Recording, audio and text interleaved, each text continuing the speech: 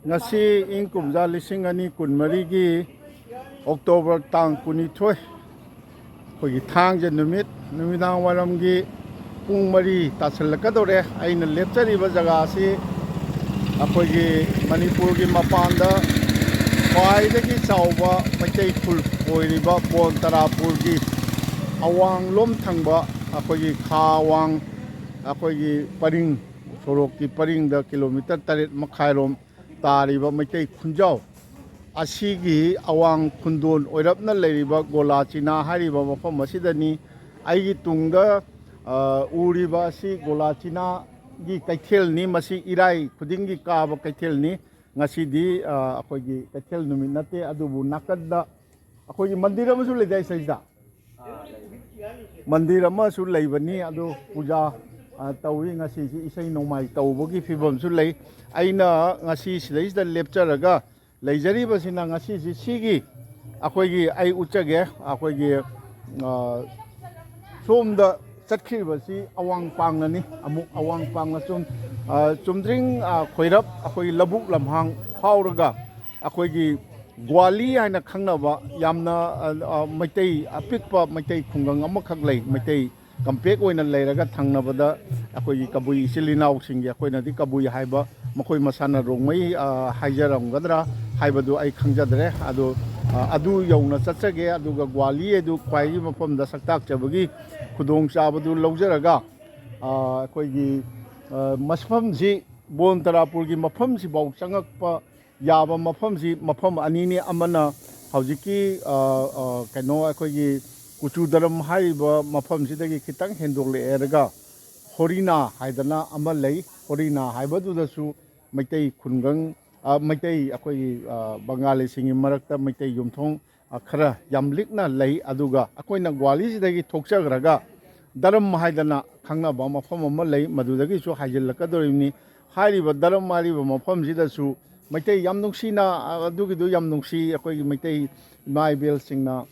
ichaliche singna akhoi thongma magi thongalda phampak hana sangmasaga saraga maitai gi firolga yonba akhoi thengnajagi haujikti kalengi matamgo oiba nongju thaga oibanina nongsu leptana chubanina leramdaba yai adu watai nungaiba matam ikangi matamdadi adu tawi adu daram hariba mafamdune harina haribasine ahanbada Gwali changjaraga Gwali gi khungangsi saktak charaga hojiki mafam ani aduga Gwali ga thangana leiriba akhoi kabui khunjusu changjaramaga makhoi mawong matausu Manipur ga kayam khenaba kaidobaido hangjage adu Gwali yoraga akhoi amuk hanna paudam jarake akhoi Bon Tarapur gi Golachina hariba awang khundon oina leiriba Golachina dagi akoina Gwali tana thoklaiba si yam lapna te kilometer ama phaba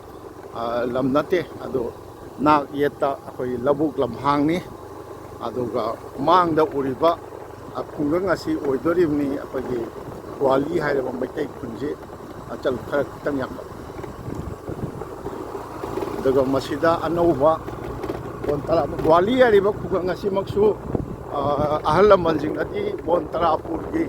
saruk ama oina adum saktakpi adubu labuk lamhang asumna khallaga leibanina Gwali haibasisu maitai khungang amani haina aina laujaraga ai ngasi chacharibani aduga masigi chathok chachin lambi oiribasi objecti CC block thadana yam phajare ngasidegi chahi tara mari manga mamangda ai masigi jaisa ai scooter da ai chachagare matamdadi salamda akhoi cycle gumba karigumba oina tatpa natana yaramde hojikti yam phajana lambi si phajana konbidana seme aduga masaida anova building achobam leisi maitaina ningkhatpa anova private higher secondary school oigadori bani haidana takbi ado akhoi hojik Gwali yoksinjare Gwali gi akhoi yum mamada akhoi changjaraga Gwali maramna wari sajage Gwali manung changsinjare ado aiga Gauri haidana ama leibagi mayumda hanasu unajagre magi mayumda hana changjage Gwali gi aiga Gauri Sharma gi mayumni magi mandopsi yam chaungna marang kaina lei laisangna asomda leire laisangsi nongpo olaga saba mali si construction of floor of community hall near the house of Haridas Sharma at Bauli Bauli hai bro Gwali hai bro Gwali je Bauli hai bro Bauli B oh Gwali hai bana te adu di akoi na Gwali hana Bauli hai bani oh adumaina haina ba ai ga unajage je yum dagi thole ada ai ga som je pi mangan je som dai lakpani na ai ga hogi je yum ahum ni sida Bauli akoi di Gwali na hai ado ado Gwali so dum haina ba dong tawi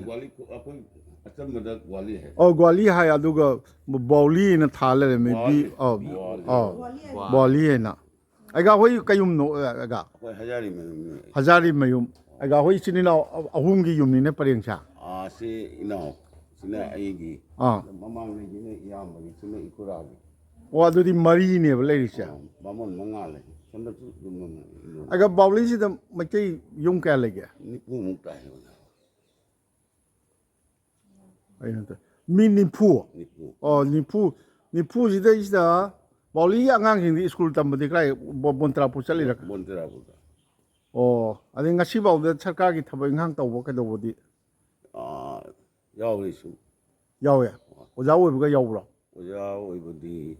yaw dri ade kari department da thabak taw yaw ge engineer wo bodi ahum mari le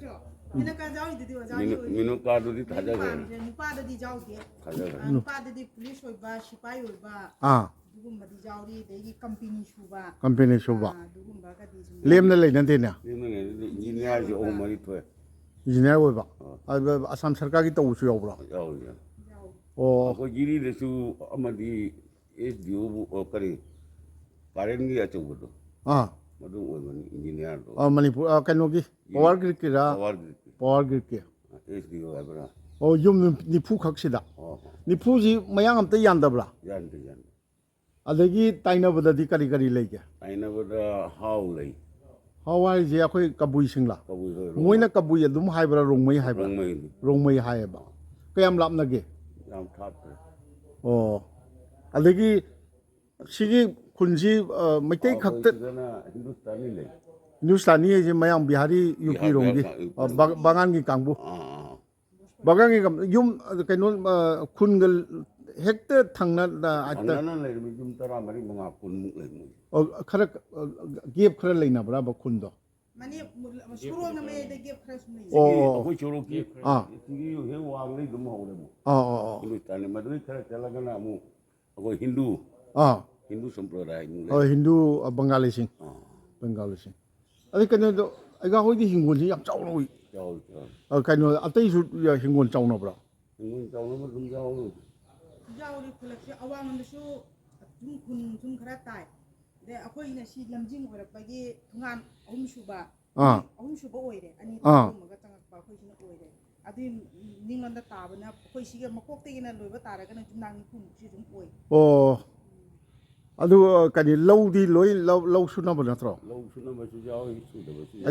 aga hoi low lai bro akoi di low su de lag na te ba mo na low di su de adu low di lai ba di yai da laite adu di aga karmai na icha jing thabai ngang tong no yaw bro thabak ka te tong di dai gidi thabai ngang pa hando Bangalore company tum madana handa kana metric pass to na college chan pa han lai ji kaino Chanupa aigi chanupa ko helen hanne company tawdi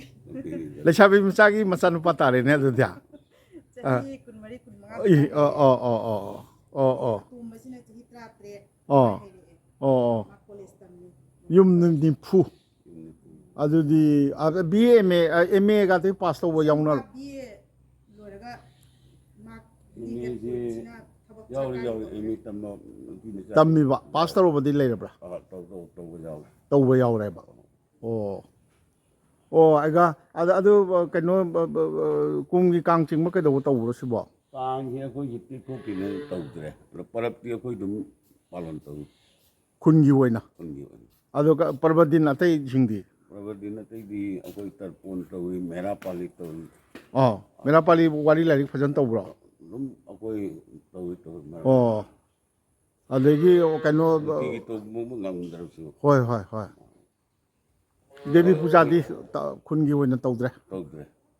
Holi ꯎꯊꯥꯟꯒꯨꯝꯕ ꯒꯔꯕꯗꯣꯟꯒꯨꯝꯕ ꯍꯩ ꯎꯊꯥꯟ ꯐꯖꯅ ꯀꯥꯡꯒ ꯆꯤꯡꯕ꯭ꯔꯣ ꯀꯥꯡ ꯆꯤꯡꯗꯦ ꯑꯗꯨꯁꯨ ꯑꯩꯈꯣꯏ ꯈꯦꯆꯤꯒ ꯍꯧꯗꯅ ꯑꯗꯨꯝ ꯃꯌꯥꯝ ꯂꯥꯏꯒꯤ ꯅꯃꯥꯗ ꯃꯥꯂꯣꯠꯇ ꯀꯥꯔꯛꯇꯅ ꯀꯩꯅꯣ ꯇꯧ ꯀꯥꯡꯒꯤ ꯀꯥꯡ ꯆꯤꯡꯗ꯭ꯔꯁꯨ ꯖꯣꯏꯗꯦꯕꯀ ꯆꯣꯡꯕ꯭ꯔꯣ ꯆꯣꯡꯉꯤ ꯒꯕꯗꯣꯟꯒ ꯁꯥꯅ ꯒꯕꯗꯣꯟ ꯃꯗꯤ ꯃꯌꯥꯗ ꯒꯕꯗꯣꯟꯒꯤ ꯁꯥꯅ ꯂꯐꯨ ꯅꯨꯡꯐꯨ ꯖꯨꯡꯅ ꯑꯩꯈꯣꯏ ꯁꯨꯝ ꯀꯥꯂꯤ ꯄꯨꯖꯥ ꯑꯗꯒꯤ ꯁꯨꯝ ꯃꯦꯔꯥ ꯂꯥꯏꯔꯤꯛ ꯇꯥꯕ ꯈꯣꯠꯄ ꯁꯨꯝ ꯇꯧꯔꯤ ꯑꯗꯩ ꯀꯩꯅꯣꯗꯤ ꯑꯩꯈꯣꯏ ꯃꯅꯤꯄꯨꯔꯗ ꯃꯇꯝ ꯑꯃ ꯒꯣꯕꯔꯙꯟ ꯄꯨꯖꯥ ꯅꯨꯃꯤꯠꯇ ꯑꯩꯈꯣꯏꯒꯤ ꯂꯩꯀꯥꯏꯒꯤ ꯃꯤꯁꯤꯡꯅ ꯉꯝꯖꯕ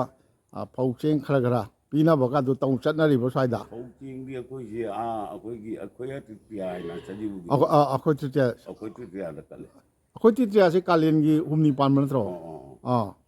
ꯑꯣ ꯑꯗꯩꯗ ꯀꯠꯅꯩꯌꯦꯕ ꯑꯗꯨꯝ ꯀꯠꯅꯔꯤꯕ ꯃꯌꯥꯝꯁꯦ ꯀꯜꯂꯤ ꯊꯋꯥꯏ ꯌꯥꯎꯅ ꯃꯗꯨ ꯅꯨꯡꯉꯥꯏꯅ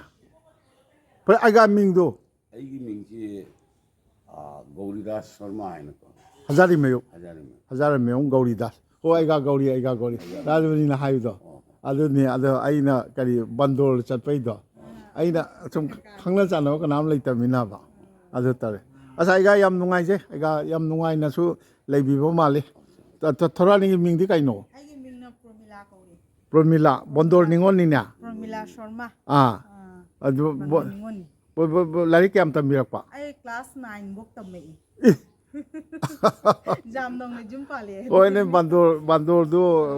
ꯀꯔꯤ ꯑꯃ ꯑꯩꯒꯥꯗꯣ ꯖꯒꯗꯥ ꯁꯔꯃ ꯑꯩꯒꯤ ꯈꯨꯔꯥ ꯇꯣꯝꯕꯅꯤ ꯃꯥꯅ ꯍꯥꯏꯔꯛꯑꯦ ꯂꯥꯏꯔꯤꯛ ꯀꯌꯥ ꯂꯥꯏꯁꯨ ꯀꯌꯥ ꯊꯋꯥꯏ ꯑꯗꯣ ꯑꯉꯥꯡꯁꯤꯡꯅ ꯁꯥꯎꯔꯛꯑꯦꯕ ꯑꯩꯈꯣই ꯑꯁꯨ ꯌꯥꯝꯅ ꯂꯩꯔꯤꯕꯕꯨ ꯁꯨꯃꯥꯏꯅ ꯍꯥꯏ ꯑꯗꯒꯤ ꯃꯥꯅ ꯀꯔꯤ ꯁꯤꯜꯆꯔ ꯑꯦꯁꯦꯝꯕ꯭ꯂꯤ ꯀꯟꯁꯇꯤꯇꯨꯌꯦꯟꯁꯤꯅ ꯍꯥꯏꯔꯛꯑꯦ ꯑꯉꯥꯡꯁꯤꯡꯅ ꯎꯗꯥꯔ ꯕꯣꯔꯗꯅꯤ ꯍꯥꯏꯔꯛꯑꯦ ꯎꯗꯥꯔ ꯕꯣꯔꯗ ꯑꯣꯏꯔ ꯃꯥꯜꯂꯦꯅ ꯑꯩꯃ ꯁꯤꯗꯤ ꯀꯔꯤ ꯁꯤꯒꯤ ꯑꯦꯁꯦꯝꯕ꯭ꯂꯤꯗꯤ ꯀꯔꯤ ꯆꯤꯡꯉꯦ ꯑꯩꯈꯣꯏꯁꯤ ꯁꯤꯜꯆꯔꯅꯤ ꯀꯔꯤꯔꯣ ꯀꯔꯤ ꯇꯧ ꯗꯣꯂꯥꯏ ꯆꯤꯡꯕ꯭ꯔꯥ ꯁꯣꯅꯥꯏ ꯆꯤꯡꯕ꯭ꯔꯥꯕ ꯑꯩꯈꯣꯏꯁꯤ ꯁꯨꯅꯥꯏꯔꯣꯝꯗ ꯂꯩꯔꯦ ꯕꯣꯟꯇꯦꯔꯥꯄꯨꯔꯁꯤ ꯈꯛꯈ꯭ꯔꯦ ꯗꯣꯂꯥꯏꯒ ꯑꯩꯈꯣꯏ ꯁꯨꯅꯥꯏꯅꯤ ꯁꯨꯅꯥꯏꯅꯦꯕ ꯁꯤꯗꯤ ꯒ꯭ꯔꯥꯝ ꯄꯟꯆꯥꯌꯦꯠꯇꯤ ꯒ꯭ꯔꯥꯝ ꯄꯟꯆꯥꯌꯦꯠꯁꯤ ꯍꯥꯟꯅꯗꯤ ꯄꯨꯜꯂꯝꯃꯤ ꯑꯗꯣ ꯀꯨꯝꯁꯤꯒꯤ ꯊꯨꯒꯥꯏꯕꯁꯤꯒ ꯑꯩꯈꯣꯏ ꯃꯐꯝ ꯈꯪꯗ꯭ꯔꯤ ꯍꯧꯖꯤꯛꯐꯥꯎ ꯈꯪꯗ꯭ꯔꯤꯕꯣ ꯑꯣ ꯐꯅꯤ ꯌꯥꯝ ꯅꯨꯡꯉꯥꯏꯖꯔꯦ ꯏꯆꯥꯅꯨꯄꯥ ꯀꯝꯄꯦꯅꯤꯗ ꯊꯕꯛ ꯇꯧꯕ ꯂꯩꯌꯦꯁꯤꯗ ꯑꯩꯗꯤ ꯉꯛꯆꯈ꯭ꯔꯦ ꯑꯗꯨꯃꯥꯏꯅ ꯇꯧꯅ ꯌꯥꯝꯅ ꯄꯨꯟꯁꯤ ꯅꯨꯡꯁꯥꯡꯅ ꯂꯩꯕꯤꯀꯣ ꯑꯩꯁꯨ ꯃꯇꯨꯡꯗ ꯂꯥꯛꯄ ꯑꯃꯨꯛ ꯉꯝꯖꯒꯦ ꯑꯇꯩ ꯈꯨꯟ ꯈꯔ ꯍꯣꯏ ꯃꯇꯨꯡ ꯌꯨꯝ ꯑꯃ ꯑꯅꯤ ꯆꯪꯖꯔꯨꯒꯦ ꯑꯩꯒ ꯌꯥꯝ ꯅꯨꯡꯉꯥꯏꯕ ꯑꯩꯈꯣꯏ ꯊꯧꯔꯥꯅꯤꯅ ꯇꯝꯕꯤꯕꯗ ꯊꯧꯔꯥꯅꯤ ꯑꯃꯨꯛꯇ ꯁ꯭ꯋꯥꯏꯗ ꯂꯦꯞꯄꯒ ꯑꯃꯨꯛꯇ ꯇꯝꯕꯤꯔꯨꯔꯥꯎꯅꯦ ꯑꯩꯈꯣꯏꯒꯤ ꯀꯔꯤ ꯆꯟꯗ꯭ꯔꯀꯨꯃꯥꯔ ꯁꯤ ꯄꯥꯏꯕꯤꯌꯨ ꯑꯩꯈꯣꯏꯒꯤ ꯍꯥꯏꯕꯤꯌꯨ ꯀꯣꯂꯁꯅꯥꯒꯤ ꯆꯟꯗ꯭ꯔ ꯀꯨꯃꯥꯔ ꯁꯅꯥꯅ ꯒ꯭ꯋꯥꯂꯤꯒꯤ ꯄꯨꯈ꯭ꯔꯤ ꯑꯆꯧꯕꯁꯦ ꯃꯥꯅ ꯏꯝꯐꯥꯜꯗ ꯄꯨꯈ꯭ꯔꯤ ꯑꯆꯧꯕ ꯑꯩꯈꯣꯏ ꯒꯁꯥꯔꯗ ꯄꯨꯈ꯭ꯔꯤ ꯑꯆꯧꯕ ꯈ꯭ꯋꯥꯏꯗꯒꯤ ꯑꯆꯧꯕ ꯄꯨꯈ꯭ꯔꯤꯒ ꯍꯥꯏꯕꯁꯤ ꯑꯩꯈꯣꯏ ꯁꯤ ꯄꯨꯈ꯭ꯔꯤꯁꯤꯅ ꯈ꯭ꯋꯥꯏꯗꯒꯤ ꯆꯥꯎꯔꯦ ꯃꯁꯤ ꯕꯣꯟꯆꯥꯄꯨꯔ ꯒ꯭ꯋꯥꯂꯤ ꯑꯁꯇꯥꯒꯤ ꯑꯦꯔꯤꯌꯥꯗ ꯑꯩꯈꯣꯏ ꯁꯤ ꯄꯨꯈ꯭ꯔꯤꯁꯤꯅ ꯑꯆꯧꯕ ꯄꯨꯈ꯭ꯔꯤ ꯃꯥꯅ ꯔꯦꯗꯤꯑꯣꯗ ꯍꯦꯛ ꯆꯤꯊꯤꯒ ꯊꯥꯔꯛꯄꯗ ꯃꯥꯗꯤ ꯕꯣꯟꯇ꯭ꯔꯥꯄꯨꯔ ꯍꯦꯛ ꯍꯥꯏ ꯑꯃ ꯕꯣꯟꯇ꯭ꯔꯥꯄꯨꯔ ꯍꯣꯏ ꯒ꯭ꯋꯥꯂꯤ ꯀꯣꯂꯁꯅꯥꯗꯒꯤꯅ ꯇꯦꯔꯥꯄꯨꯔꯁꯨ ꯁꯨꯝ ꯕꯣꯟꯇ꯭ꯔꯥꯄꯨꯔ ꯍꯥꯏ ꯑꯩꯈꯣꯏ ꯁꯤ ꯕꯣꯟꯇ꯭ꯔꯥꯄꯨꯔ ꯍꯥꯏꯔꯒ ꯄꯥꯠ ꯈꯥꯏꯗꯣꯛꯏ ꯑꯩꯈꯣꯏ ꯄꯥꯠꯅ ꯒ꯭ꯋꯥꯂꯤꯅ ꯆꯤꯡꯉꯦ ꯑꯗꯩ ꯀꯣꯂꯁꯅꯥꯗꯩꯅ ꯇꯦꯔꯥꯄꯨꯔꯁꯨ ꯃꯥꯏ ꯀꯣꯂꯁꯅꯥ ꯕꯣꯟꯇ꯭ꯔꯥꯄꯨꯔ ꯃꯌꯥꯏ ꯂꯩꯀꯥꯏ ꯁꯨꯝ ꯍꯥꯏ ꯑꯗꯣ ꯈ꯭ꯋꯥꯏꯗꯒꯤ ꯆꯥꯎꯕ ꯑꯩꯈꯣꯏ ꯁꯤ ꯃꯐꯝꯗꯗꯤ ꯃꯥꯅ ꯍꯥꯏꯔꯤꯕ ꯃꯅꯤꯄꯨꯔꯒꯤ ꯏꯆꯤꯟ ꯏꯅꯥꯎꯁꯤꯡ ꯔꯦꯗꯤꯑꯣ ꯇꯥꯕꯤꯕꯅ ꯈꯪꯕꯤꯔꯅꯤ ꯑꯩꯈꯣꯏꯒꯤ ꯃꯥꯏ ꯆꯟꯗ꯭ꯔꯀꯨꯃꯥꯔ ꯍꯥꯏꯗꯥꯏꯅꯦ ꯀꯔꯤ ꯁꯣꯏꯕꯝ ꯆꯟꯗ꯭ꯔꯀꯨꯃꯥꯔ ꯍꯥꯏꯗꯅ ꯄꯨꯈ꯭ꯔꯤ ꯑꯆꯧꯕ ꯃꯄꯥꯟꯅ ꯍꯦꯛ ꯃꯥꯅ ꯍꯥꯏꯔꯛꯄ ꯄꯨꯈ꯭ꯔꯤꯁꯤ ꯊꯧꯔꯥꯅꯤ ꯍꯣꯏꯒꯤ ꯍꯖꯥꯔꯤꯃꯌꯨꯝ ꯕꯥꯎꯂꯤꯒꯤ ꯍꯖꯥꯔꯤꯃꯌꯨꯝꯒꯤ ꯏꯪꯈꯣꯜꯗ ꯂꯩꯔꯤꯕ ꯄꯨꯈ꯭ꯔꯤ ꯑꯆꯧꯕꯁꯤꯅꯤ ꯑꯗꯨꯗ ꯃꯃꯤꯡ ꯆꯠꯄ ꯄꯨꯈ꯭ꯔꯤ ꯑꯣꯏꯔꯦ ꯆꯥꯎꯁꯨ ꯆꯥꯎꯏ ꯄꯨꯈ꯭ꯔꯤꯁꯦ ꯌꯥꯝ ꯆꯥꯎꯏ ꯄꯨꯈ꯭ꯔꯤꯁꯦ ꯄꯨꯈ꯭ꯔꯤ ꯌꯥꯝ ꯆꯥꯎꯏ ꯌꯥꯝ ꯅꯨꯡꯉꯥꯏꯖꯔꯦ ꯑꯅꯧꯕ ꯃꯁꯤ ꯈꯪꯕꯁꯤꯁꯨ ꯌꯥꯝ ꯅꯨꯡꯉꯥꯏꯕ ꯀꯩꯅꯣ ꯑꯃꯅꯤ ꯊꯥꯔꯅꯤ ꯀꯩꯅꯣꯅꯤ ꯕꯥꯎꯂꯤ ꯃꯅꯨꯡꯒꯤ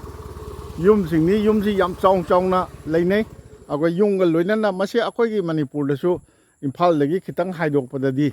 ꯑꯩꯈꯣꯏ ꯇꯧꯅꯔꯝꯃꯤ ꯍꯤꯡꯒꯣꯜ ꯑꯆꯧꯕꯗ ꯑꯩꯈꯣꯏꯒꯤ ꯂꯧꯁꯨ ꯑꯗꯨꯝ ꯐꯧꯁꯨ ꯑꯗꯨꯝ ꯊꯥꯕꯁꯤ ꯇꯧꯅꯔꯝꯃꯤ ꯁꯤ ꯂꯧꯕꯨꯛꯅ ꯏꯀꯣꯏ ꯀꯣꯏꯁꯤꯜꯂꯤ ꯀꯩꯅꯣꯅꯤ ꯃꯤ ꯌꯨꯝꯅꯥꯛ ꯌꯨꯝꯀꯣꯛ ꯅꯤꯝꯐꯨꯈꯛꯀꯤ ꯕꯥꯎꯂꯤꯅꯤ ꯑꯩꯈꯣꯏ ꯑꯣꯖꯥ ꯑꯃ ꯁꯤꯗ ꯂꯦꯞꯇꯨꯅ ꯂꯩ ꯑꯩ ꯋꯥꯔꯤ ꯁꯥꯟꯅꯖꯒꯦ ꯑꯣꯖꯥ ꯕꯥꯎꯂꯤꯒꯤꯅꯤꯀꯣ ꯁꯨꯝ ꯕꯥꯎꯂꯤ ꯑꯩꯈꯣꯏꯗꯤ ꯒ꯭ꯋꯥꯂꯤ ꯍꯥꯏꯗꯅ ꯑꯩꯗꯤ ꯒ꯭ꯋꯥꯂꯤꯅ ꯍꯥꯏꯖꯔꯦ ꯑꯣꯖꯥꯒꯤ ꯃꯤꯡꯗꯤ ꯀꯔꯤ ꯀꯧꯕꯤꯕ ꯁꯨꯔꯦꯟꯗ꯭ꯔ ꯀꯧꯏ ꯀꯌꯨꯝꯅꯣ ꯂꯧꯈꯥꯝꯅꯤ ꯂꯧꯈꯥꯝ ꯁꯨꯔꯦꯟꯗ꯭ꯔꯣ ꯑꯣꯖꯥꯒꯤ ꯌꯨꯝꯁꯤ ꯀꯗꯥꯏꯅꯣ ꯑꯣ ꯁꯣꯝꯒꯤ ꯃꯃꯥꯡꯗ ꯂꯩꯔꯤꯁꯦ ꯋꯥꯄꯟꯅ ꯈꯟꯖꯕ ꯑꯩꯅ ꯍꯧꯖꯤꯛ ꯎꯠꯆꯈꯤꯕ ꯑꯆꯧꯕ ꯌꯨꯝꯗꯨꯅꯤ ꯑꯗꯣ ꯑꯣꯖꯥꯗꯤ ꯀꯔꯤꯑꯕ ꯍꯧꯖꯤꯛꯀꯤ ꯃꯤꯡꯗꯨꯕꯨ ꯁꯨꯔꯦꯟꯗ꯭ꯔ ꯀꯧꯏ ꯑꯣꯖꯥ ꯁꯨꯔꯦꯟꯗ꯭ꯔꯣꯗꯤ ꯀꯔꯤ ꯇꯧꯕꯤꯔꯝꯃꯤ ꯑꯩ ꯀꯔꯤꯝ ꯇꯧꯗꯦ ꯌꯨꯝꯒꯤ ꯍꯤꯡꯒꯣꯜ ꯍꯣꯠꯅꯔꯤ ꯂꯧ ꯍꯣꯠꯅꯔꯤ ꯂꯧꯁꯤꯡ ꯂꯩꯕ꯭ꯔꯣ ꯂꯩ ꯈꯖꯤꯛ ꯈꯔ ꯂꯩ ꯈꯖꯤꯛ ꯈꯔ ꯑꯩꯁꯦ ꯆꯥꯕ ꯑꯗꯨꯝ ꯀꯣꯟꯅꯔꯤꯕ ꯅꯠꯇ꯭ꯔꯣ ꯑꯣ ꯑꯗꯨꯅꯤꯅꯦ ꯑꯣ ꯁꯤꯅ ꯀꯔꯤꯅꯣ ꯌꯥꯝ ꯆꯥꯎꯅ ꯒꯦꯠꯀ ꯂꯣꯟ ꯂꯩꯔꯤꯁꯤ ꯀꯔꯤꯅꯣ ꯀꯩꯅꯣꯒꯤ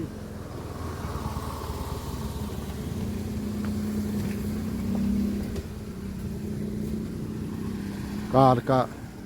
ꯌꯥꯝ ꯆꯪꯉꯤ ꯂꯝꯕꯤꯁꯦ ꯅꯨꯡꯉꯥꯏ ꯑꯣ ꯁꯤꯔꯣ ꯑꯣꯖꯥꯒꯤ ꯌꯨꯝꯁꯦ ꯑꯣ ꯑꯣꯖꯥ ꯁꯨꯔꯦꯟꯗ꯭ꯔꯒꯤ ꯌꯨꯝꯅꯤ ꯑꯣ ꯁꯤꯗꯤ ꯆꯨꯝꯅ ꯍꯤꯡꯒꯣꯜꯒꯤ ꯑꯣꯏꯅ ꯈꯥꯖꯤꯜꯂꯤꯕ ꯃꯥꯜꯂꯦ ꯀꯣꯟꯅ ꯇꯧꯔꯛꯀꯅꯦꯕ ꯁꯤꯗꯤ ꯀꯗꯥꯏꯒꯤꯅꯣ ꯕꯥꯎꯂꯤꯒꯤ ꯃꯤꯒꯤꯔ ꯑꯣ ꯑꯣ ꯕꯥꯎꯂꯤꯁꯤ ꯂꯩꯀꯥꯏ ꯀꯌꯥ ꯊꯣꯛꯏꯅꯣ ꯕꯥꯎꯂꯤꯁꯤ ꯊꯥꯕꯜꯒꯗꯤ ꯆꯣꯡꯕ꯭ꯔꯣ ꯑꯣꯖꯥ ꯁꯨꯔꯦꯟꯗ꯭ꯔ ꯊꯥꯕꯜ ꯃꯃꯥꯡꯒꯤꯗꯤ ꯆꯣꯡꯉꯝꯃꯤ ꯍꯧꯖꯤꯛꯇꯤ ꯋꯥꯠꯂꯦ ꯑꯣ ꯑꯇꯩ ꯕꯣꯟ ꯇꯔꯥꯄꯨꯔ ꯔꯣꯝꯗ ꯀꯩꯔꯣꯝꯗ ꯆꯠꯈ꯭ꯔꯦ ꯑꯣ ꯑꯣ ꯏꯝꯐꯥꯜꯒꯤꯅꯤ ꯍꯤꯡꯒꯣꯜꯁꯤꯡꯁꯤ ꯀꯩꯅꯣ ꯉꯥꯛꯇ ꯀ꯭ꯋꯥ ꯅꯠꯇꯕ ꯄꯥꯝꯕꯤ ꯃꯌꯥꯝꯁꯤ ꯀꯔꯤꯅꯣ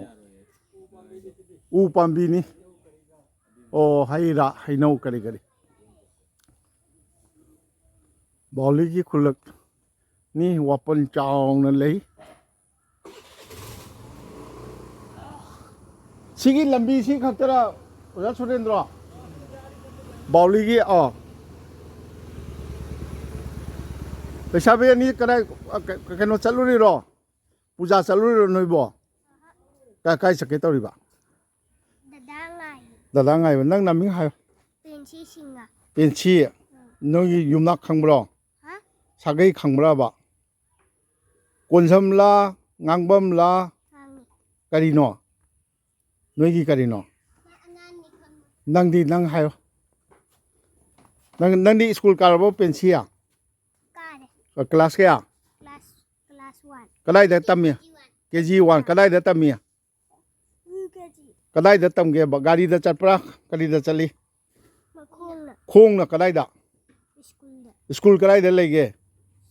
ꯑꯁ꯭ꯋꯥꯏꯗ ꯑꯣ ꯅꯪꯒꯤ ꯍꯥꯏꯌꯣ ꯊꯣꯏꯕꯤ ꯅꯪꯒꯤ ꯅꯃꯤꯡ ꯍꯥꯏꯌꯣ ꯀꯔꯤ ꯂꯤꯡꯖꯦꯜ ꯊꯣꯏꯕꯤ ꯂꯤꯡꯖꯦꯜ ꯉꯝꯕꯤ ꯂꯤꯡꯖꯦꯜꯗꯪ ꯏꯁ ꯅꯨꯡꯁꯤꯔꯦꯗ ꯅꯪꯅ ꯀ꯭ꯂꯥꯁ ꯀꯌꯥ ꯇꯝꯃꯕ ꯀ꯭ꯂꯥꯁ 1 ꯀꯗꯥꯏꯗ ꯇꯝꯃꯤ ꯀꯔꯤ ꯃꯥꯎꯟ ꯚ꯭ꯌꯨ ꯀꯗꯥꯏꯗ ꯁꯤꯗ ꯅꯛꯅ ꯂꯩꯕ꯭ꯔോ ꯈꯣꯡꯅ ꯑꯗꯨꯝ ꯆꯠꯄ꯭रो ꯑꯣ ꯀ꯭ꯂꯥꯁ ꯃꯥꯟꯅꯗꯦ ꯃꯥꯒ ꯗꯨꯀꯥꯟ ꯑꯃ ꯂꯩꯔꯦ ꯗꯨꯀꯥꯟꯁꯤ ꯃꯩꯇꯩꯒꯤꯅꯤꯅ ꯀꯔꯤ ꯂꯝꯒꯤꯅꯣ ꯑꯩ ꯏꯝꯐꯥꯜꯒꯤꯅꯤ ꯗꯨꯀꯥꯟꯁꯤ ꯃꯩ ꯂꯥꯛꯇ꯭ꯔꯣ ꯃꯩ ꯂꯩꯇꯦꯅꯦ ꯑꯣ ꯗꯨꯀꯥꯟꯗꯤ ꯀꯌꯥ ꯂꯩꯒꯦ ꯕꯥꯎꯂꯤꯁꯤ ꯃꯅꯨꯡꯁꯤꯗ ꯑꯁꯤꯝꯇꯅꯤ ꯁꯤꯝꯇꯔꯥ ꯑꯃꯗꯤ ꯂꯣꯏꯁꯟꯈꯔꯦ ꯀꯔꯤ ꯍꯋꯥꯏ ꯆꯦꯡꯋꯥꯏꯒꯁꯨ ꯂꯣꯏ ꯐꯪꯕ꯭ꯔꯣ ꯐꯪꯉꯤ ꯍꯋꯥꯏ ꯀꯌꯨꯝꯒꯤ ꯗꯨꯀꯥꯟꯅꯣ ꯁꯤꯕꯣ ꯊꯧꯅꯥꯎꯖꯝ ꯊꯧꯅꯥꯎꯖꯝ ꯑꯣ ꯊꯧꯅꯥꯎꯖꯝ ꯀꯌꯥꯝ ꯂꯩꯒꯦ ꯁꯤꯗ ꯑꯩꯈꯣꯏ ꯌꯨꯝ ꯑꯅꯤꯇꯅꯤ ꯌꯨꯝ ꯑꯅꯤ ꯑꯇꯩꯗꯤ ꯈꯛꯇ ꯕꯣꯟꯗꯥꯄꯨꯔꯗ ꯑꯣ ꯑꯇꯩꯅ ꯕꯣꯟꯇ꯭ꯔꯥꯄꯨꯔꯗ ꯑꯣ ꯏꯆꯥꯁꯤꯡꯒꯗꯤ ꯀꯔꯤ ꯂꯥꯏꯔꯤꯛ ꯂꯥꯏꯁꯨ ꯇꯝꯕ ꯌꯥꯎꯔꯤꯕ꯭ꯔꯣ ꯃꯄꯥꯟꯗ ꯂꯣꯏꯅ ꯃꯥꯏꯒꯤ ꯀꯝꯄꯅꯤ ꯊꯕꯛ ꯇꯧꯔꯤꯕ ꯑꯃꯅ ꯑꯣ ꯁꯦꯂꯣꯟꯗ ꯑꯥ ꯑꯃꯅ ꯕꯤꯖꯤꯅꯦꯁ ꯇꯧꯔꯤ ꯑꯣ ꯐꯩꯅꯦ ꯐꯩꯅꯦ ꯑꯗꯣ ꯗꯨꯀꯥꯟꯁꯤ ꯑꯝꯇꯪ ꯉꯥꯏꯔꯕꯅꯤꯅ ꯄꯣꯠꯁꯨ ꯈꯔꯗꯤ ꯁꯤꯠꯂꯝꯃꯅꯤꯅꯦ ꯋꯥꯠꯂꯤ ꯆꯠꯇꯦ ꯆꯠꯇ꯭ꯔꯥ ꯃꯄꯥꯟꯗꯒꯤ ꯂꯩꯅꯕꯅ ꯑꯌꯥꯝꯕ ꯑꯣꯏ ꯑꯣ ꯀꯣꯏꯕ ꯑꯣꯏꯅ ꯃꯄꯥꯟꯗ ꯆꯠꯅꯔꯕ ꯁꯤꯒꯤ ꯕꯥꯎꯂꯤꯒꯤꯁꯤ ꯁꯤꯒꯤ ꯂꯝꯕꯤ ꯁꯤ ꯈꯛꯇꯅ ꯃꯌꯥꯏꯗ ꯆꯠꯂꯤꯕꯁꯦ ꯑꯅꯤ ꯁꯨꯗ꯭ꯔꯦ ꯁꯤꯒꯤ ꯅꯥꯛ ꯌꯦꯠꯇ ꯇꯥꯕꯅꯦꯕ ꯃꯤ ꯑꯩꯈꯣꯏ ꯌꯨꯝ ꯅꯤꯐꯨꯁꯦ ꯑꯣ ꯌꯥꯝ ꯁꯤꯗ ꯌꯨꯝꯒꯤ ꯊꯣꯡꯒꯥꯜꯅꯤ ꯑꯣ ꯁꯤꯗ ꯆꯪꯉꯒꯔꯣ ꯀꯕꯨꯏ ꯈꯨꯟ ꯇꯥꯗꯣꯏꯁꯦ ꯃꯅꯤꯡꯂꯣꯝꯗ ꯑꯣ ꯌꯥꯝ ꯐꯖꯅ ꯕꯥꯎꯂꯤꯒꯤꯁꯤ ꯑꯩꯈꯣꯏꯒꯤ ꯀꯩꯅꯣ ꯇꯧꯏ ꯌꯨꯝꯁꯤ ꯌꯦꯡꯕꯤꯌꯨ ꯌꯨꯝ ꯅꯤꯐꯨ ꯈꯛꯇꯅꯤ ꯑꯩꯈꯣꯏ ꯕꯣꯟ ꯇꯔꯥꯄꯨꯔꯗꯒꯤ ꯂꯧꯕꯨꯛ ꯂꯝꯍꯥꯡ ꯀꯤꯂꯣꯃꯤꯇꯔ ꯑꯃꯔꯣꯝ ꯍꯣꯏ ꯑꯃ ꯍꯥꯏꯇꯥꯔꯦ ꯑꯃꯔꯣꯝ ꯂꯥꯛꯑꯦꯔꯒ ꯊꯣꯛꯂꯛꯑꯦꯔꯒ ꯂꯩꯕ ꯈꯨꯟꯅꯤ ꯀꯝꯄꯦꯛ ꯑꯣꯏꯅ ꯃꯩꯇꯩ ꯌꯨꯝ ꯅꯤꯐꯨꯈꯛ ꯂꯝꯕꯤ ꯑꯩꯅ ꯍꯧꯖꯤꯛ ꯆꯪꯖꯔꯛꯄ ꯂꯝꯕꯤꯗꯨꯅ ꯃꯌꯥꯏ ꯈꯥꯏꯔꯒ ꯅꯥꯛ ꯌꯦꯠꯇ ꯃꯁꯤ ꯑꯩꯈꯣꯏꯒꯤ ꯅꯣꯡꯄꯣꯛ ꯅꯣꯡꯆꯨꯞ ꯑꯣꯏꯅ ꯂꯩꯕ ꯇꯥꯏ ꯍꯥꯏꯅ ꯈꯟꯖꯩ ꯌꯨꯝꯁꯤ ꯑꯩ ꯌꯨꯝ ꯑꯃꯒꯤ ꯊꯣꯡꯒꯥꯟꯗ ꯆꯪꯖꯔꯛꯏꯕꯅꯤ ꯑꯣ ꯃꯤ ꯂꯩꯀꯣ ꯌꯨꯝꯅꯤꯅ ꯃꯤꯗꯤ ꯂꯩꯇꯥꯕꯅꯤ ꯅꯨꯄꯥꯁꯤꯡꯒ ꯂꯩꯇ꯭ꯔꯣ ꯀꯅꯥꯝ ꯂꯩꯇꯦ ꯁꯤ ꯊꯧꯅꯥꯎꯖꯝꯒꯤ ꯏꯃꯨꯡꯂꯣ ꯀꯩꯅꯣ ꯂꯧꯈꯥꯝ ꯂꯧꯈꯥꯝꯒꯤꯗꯤ ꯍꯤꯡꯒꯣꯜꯒ ꯌꯥꯝ ꯆꯥꯎ ꯑꯇꯩꯁꯨ ꯂꯣꯏ ꯆꯥꯎꯅ ꯃꯥꯟꯅꯦꯅꯦ ꯑꯣ ꯁꯨꯝ ꯀꯩꯅꯣꯅꯤꯗ ꯑꯩꯒꯤꯗꯤ ꯏꯌꯥ ꯌꯥꯏ ꯖꯍꯥ ꯎꯅꯔꯁꯨ ꯌꯨꯝꯒꯤ ꯅꯨꯄꯥꯗꯤ ꯀꯩ ꯊꯕꯛ ꯂꯧ ꯑꯣ ꯂꯧꯁꯤꯡꯗꯤ ꯌꯥꯝ ꯐꯖꯅ ꯂꯩꯕ ꯃꯥꯜꯂꯦ ꯍꯥꯏꯗꯤ ꯁꯤꯕ ꯃꯟꯗꯤꯔ ꯑꯃꯁꯨ ꯂꯩꯕꯤꯔꯦ ꯁꯤꯅ ꯅꯣꯡꯄꯣꯛ ꯑꯣꯏꯗꯣꯏꯔꯥ ꯑꯁꯣꯝꯗ ꯅꯣꯡꯄꯣꯛ ꯑꯣꯏꯔꯦ ꯁꯪꯒꯣꯏ ꯂꯩꯔꯕ ꯁꯣꯝꯗ ꯅꯣꯡꯄꯣꯛ ꯑꯣꯏꯔꯦ ꯅꯣꯡꯄꯣꯛ ꯑꯣꯟꯅ ꯌꯨꯝ ꯁꯥꯔꯦ ꯑꯩꯈꯣꯏꯒꯤ ꯌꯨꯝꯕꯨꯔꯦꯝꯕꯤ ꯃꯤꯡ ꯀꯔꯤ ꯀꯧꯕꯤꯒꯦ ꯀꯨꯃꯥꯔꯤ ꯀꯔꯤ ꯂꯝ ꯅꯤꯉꯣꯜꯅꯣ ꯕꯥꯔꯃꯨꯅꯤꯁꯦ ꯀꯗꯣꯝꯗꯅꯣ ꯑꯣ ꯀꯥꯕꯨꯒꯟꯖꯗ ꯂꯩꯕ꯭ꯔꯥ ꯕꯥꯔꯃꯨꯅꯤ ꯍꯥꯏꯁꯦ ꯑꯣ ꯏꯆꯥꯁꯤꯡꯗꯤ ꯏꯆꯥꯗꯤ ꯅꯤꯉꯣꯜ ꯑꯃꯈꯛꯇꯅꯤ ꯑꯩ ꯃꯌꯨꯝ ꯄꯥꯟꯈ꯭ꯔꯦ ꯅꯤꯉꯣꯜ ꯐꯥꯖꯈ꯭ꯔꯦ ꯏꯇꯩ ꯏꯅꯥꯎꯗ ꯂꯩꯔꯤꯕ ꯍꯤꯡꯒꯣꯜ ꯑꯁꯨꯛ ꯆꯥꯎꯕꯁꯤꯗ ꯂꯩ ꯑꯇꯩ ꯖꯤꯂꯥꯗ ꯂꯩ ꯑꯣ ꯖꯤꯜꯂꯥꯗ ꯍꯥꯏꯗꯤ ꯑꯩꯈꯣꯏ ꯖꯤꯂꯥꯗꯅꯦ ꯑꯩꯈꯣꯏ ꯏꯇꯩꯍꯜ ꯂꯩ ꯏꯇꯩꯌꯥꯃ ꯂꯩ ꯏꯅꯥꯎꯅꯤꯄꯥ ꯂꯩ ꯅꯠꯇꯦ ꯑꯩ ꯍꯥꯏꯗꯤ ꯏꯁꯥꯒꯤ ꯑꯣꯏꯅꯗꯤ ꯍꯧꯖꯤꯛꯇꯤ ꯑꯩꯈꯣꯏ ꯑꯅꯤꯇꯅꯤ ꯂꯩ ꯑꯣ ꯂꯩꯕꯤꯌꯨ ꯑꯁꯣꯝꯒꯤꯁꯤꯁꯨ ꯌꯨꯝ ꯆꯥꯎꯏ ꯑꯁꯤꯅ ꯀꯌꯨꯝꯒꯤ ꯏꯃꯨꯡꯅꯣ ꯑꯁꯣꯝꯅ ꯈꯣꯏꯔꯣꯝ ꯑꯣ ꯌꯥꯝꯅ ꯌꯨꯝ ꯅꯤꯐꯨ ꯈꯛꯇ ꯂꯩꯕ ꯑꯣꯏꯔꯁꯨ ꯅꯛꯑꯦ ꯑꯩꯁꯦ ꯌꯨꯇꯨꯕ ꯑꯩꯗꯨꯅꯤ ꯕꯣꯟ ꯇꯔꯥꯄꯨꯔꯗꯒꯤ ꯁꯨꯝ ꯂꯥꯛꯆꯔꯤꯕ ꯊꯧꯅꯥꯎꯖꯝ ꯌꯥꯝ ꯐꯖꯅ ꯂꯩꯈ꯭ꯔꯦ ꯌꯨꯝ ꯅꯤꯐꯨ ꯈꯛꯇ ꯑꯗꯨꯒ ꯕꯖꯥꯔꯒꯤꯗꯤ ꯉꯁꯥꯏꯒꯤ ꯀꯨꯆꯨꯗꯔꯝ ꯍꯥꯏꯕꯗꯨꯁꯨ ꯅꯛꯑꯦ ꯍꯣꯏ ꯆꯪꯖꯔꯨꯒꯦ ꯑꯗꯨꯅꯤ ꯀꯩꯅꯣ ꯇꯧꯔꯤ ꯑꯩ ꯃꯊꯪ ꯈꯨꯟꯗꯣꯟ ꯐꯥꯎꯕ ꯆꯠꯆꯔꯨꯒꯦ ꯌꯨꯝ ꯅꯤꯐꯨ ꯈꯛꯁꯤꯗꯤ ꯆꯥꯎꯔꯥꯛꯄ ꯑꯩ ꯆꯪꯖꯔꯛꯦ ꯁꯤꯒꯤ ꯀꯩꯅꯣꯁꯤ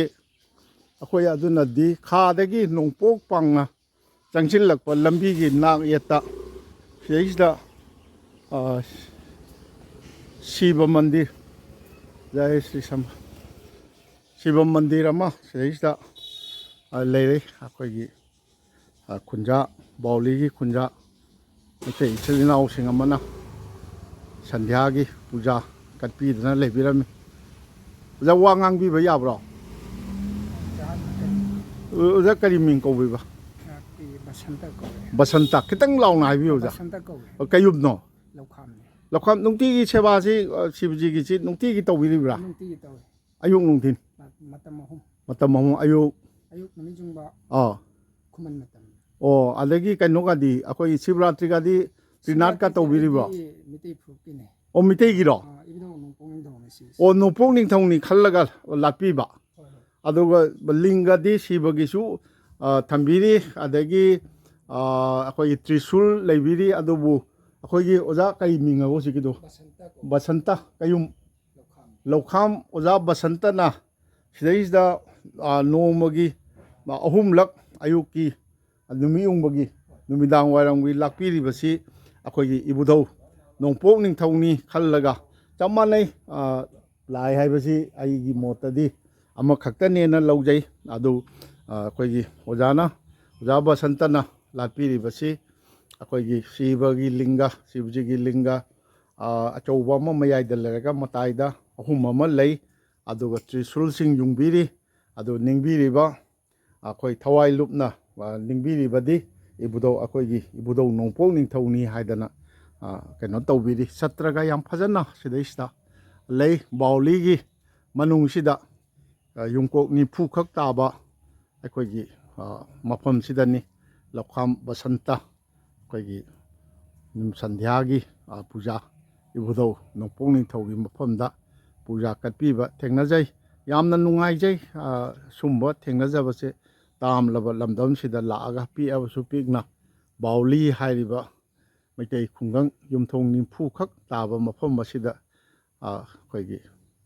ꯑꯣꯖꯥ ꯕꯁꯟꯇꯅ ꯐꯤꯁꯦꯡ ꯁꯦꯠꯇꯅ ꯏꯕꯨꯙꯧꯒꯤ ꯊꯧꯒꯜ ꯇꯧꯕꯤꯔꯝꯕ ꯎꯕꯗ ꯌꯥꯝꯅ ꯄꯨꯛꯅꯤꯡ ꯊꯃꯣꯏꯗ ꯆꯥꯎꯊꯣꯛꯆꯕ ꯄꯣꯛꯆꯩ ꯃꯇꯝꯁꯤ ꯌꯥꯝ ꯂꯩꯔꯗꯤ ꯋꯥꯔꯤꯒ ꯌꯥꯝ ꯀꯨꯏꯅ ꯑꯣꯖꯥ ꯕꯁꯟꯇꯒ ꯁꯥꯕ ꯅꯨꯡꯉꯥꯏꯒꯗꯕꯅꯤ ꯑꯗꯣ ꯃꯇꯝꯁꯤ ꯊꯦꯡꯈ꯭ꯔꯦ ꯑꯩꯈꯣꯏꯅ ꯈꯔꯁꯨ ꯁꯥꯕꯗꯧꯅ ꯇꯧꯋꯤ ꯉꯁꯤꯁꯦ ꯅꯨꯡꯗꯥꯡꯋꯥꯏꯔꯝ ꯆꯠꯁꯦꯅ ꯂꯩꯊꯣꯛꯈꯤꯕꯗ ꯑꯁꯤ ꯈꯨꯟꯗꯣꯟꯐꯥꯎꯁꯤ ꯃꯩꯇꯩ ꯉꯥꯛꯇꯅꯤꯀꯣ ꯑꯣꯖꯥ ꯑꯣ ꯈꯨꯟꯒꯤ ꯂꯝꯕꯤꯁꯤꯃ ꯑꯗꯨꯝ ꯆꯍꯤ ꯀꯌꯥ ꯑꯃ ꯀꯩꯅꯣ ꯇꯧꯗꯅ ꯂꯩꯔꯅꯤ ꯑꯩꯈꯣꯏꯒꯤ ꯑꯗꯨꯝ ꯅꯨꯡꯉꯥꯏꯗꯅ ꯂꯩꯔꯅꯤ ꯁꯤꯒꯤ ꯆꯪꯈ꯭ꯔꯤꯕ ꯊꯣꯡꯒꯥꯜ ꯕꯤꯜꯗꯤꯡ ꯐꯖꯕ ꯑꯃ ꯂꯩꯔꯤꯁꯤ ꯃꯩꯇꯩꯒꯤꯅꯤꯀꯣ ꯀꯌꯨꯝꯅꯣ ꯁꯤꯅ ꯈꯨꯔꯥꯏꯖꯝꯒꯤ ꯌꯨꯝ ꯑꯃ ꯎꯖꯔꯦ ꯑꯆꯧꯕ ꯑꯅꯥꯟꯕ ꯕꯤꯜꯗꯤꯡꯅꯤ ꯊꯣꯡꯒꯥꯜ ꯆꯪꯈ꯭ꯔꯤꯕꯁꯤꯅ ꯌꯦꯡꯕꯤꯔꯣ ꯁꯤꯗꯩꯁꯤꯗ ꯍꯤꯡꯒꯣꯜꯁꯤꯅ ꯆꯥꯎꯔꯤꯕ ꯃꯑꯣꯡꯁꯦ ꯑꯩ ꯀꯩꯅꯣ ꯇꯧꯈ꯭ꯔꯅꯤ ꯑꯗꯣ ꯀꯔꯤ ꯊꯕꯛ ꯇꯧꯕ ꯃꯤꯅꯣ ꯑꯣꯖꯥ ꯕꯁꯟꯇ ꯁꯤꯒꯤ ꯌꯨꯝꯁꯤꯕꯣ ꯗ꯭ꯔꯥꯏꯚꯔ ꯑꯣꯏꯔꯝꯕꯗꯒꯤ ꯀꯔꯕꯥꯔ ꯇꯧꯕ ꯕꯤꯖꯤꯅꯦꯁꯃꯦꯟꯅꯦꯕ ꯌꯥꯝ ꯐꯖꯅ ꯃꯥꯏ ꯄꯥꯛꯄ ꯃꯥꯜꯂꯦ ꯌꯥꯝ ꯐꯖꯅ ꯌꯥꯝ ꯅꯨꯡꯉꯥꯏꯅ ꯂꯩꯈ꯭ꯔꯦ ꯃꯁꯨꯝꯕꯁꯤ ꯌꯥꯝꯅ ꯆꯥꯎꯊꯣꯛꯆꯅꯤꯡꯉꯥꯏ ꯑꯣꯏꯕ ꯃꯌꯥꯝ ꯑꯩꯈꯣꯏꯒꯤ ꯑꯇꯣꯞꯄ ꯖꯥꯇꯤꯁꯤꯡꯒꯤ ꯑꯇꯣꯞꯄ ꯐꯨꯔꯨꯞꯁꯤꯡꯒꯤ ꯃꯔꯛꯇ ꯂꯩꯔꯒ ꯑꯩꯈꯣꯏꯒꯤ ꯁꯤꯗꯩꯁꯤꯗ ꯌꯥꯝ ꯅꯨꯡꯉꯥꯏ ꯌꯥꯏꯐꯅ ꯌꯥꯝ ꯁꯥꯡꯈ꯭ꯔꯦ ꯊꯣꯡꯒꯥꯟ ꯆꯪꯉꯤꯕꯁꯦ ꯄꯨꯈ꯭ꯔꯤ ꯑꯆꯧꯕ ꯑꯅꯥꯟꯕ ꯑꯃꯁꯨ ꯂꯩ ꯌꯥꯝ ꯅꯨꯡꯉꯥꯏꯅ ꯃꯁꯤꯒꯨꯝꯕ ꯂꯩꯕꯁꯦ ꯑꯩꯈꯣꯏ ꯌꯦꯡꯕꯤꯌꯨ ꯐꯖꯅ ꯇꯧꯔꯒ ꯄꯨꯈ꯭ꯔꯤ ꯑꯅꯥꯟꯕ ꯑꯆꯧꯕ ꯂꯩ ꯑꯗꯣ ꯕꯥꯎꯂꯤꯁꯤ ꯄꯨꯈ꯭ꯔꯤ ꯑꯆꯧꯕ ꯂꯩ ꯑꯗꯨꯅ ꯉꯁꯥꯏꯒꯤ ꯑꯣꯜ ꯏꯟꯗꯤꯌꯥ ꯔꯦꯗꯤꯑꯣꯗ ꯍꯦꯛ ꯑꯩꯈꯣꯏꯅ ꯇꯥꯖꯕ ꯁꯥꯏꯈꯣꯝ ꯆꯟꯗ꯭ꯔꯀꯨꯃꯥꯔ ꯑꯩꯈꯣꯏꯒꯤ ꯕꯣꯟ ꯇꯔꯥꯄꯨꯔ ꯄꯨꯈ꯭ꯔꯤ ꯑꯆꯧꯕ ꯃꯄꯥꯟ ꯍꯥꯏꯕꯗꯨ ꯍꯥꯏꯕꯗ ꯀꯩꯅꯣ ꯇꯧꯏ ꯍꯥꯏꯗꯅ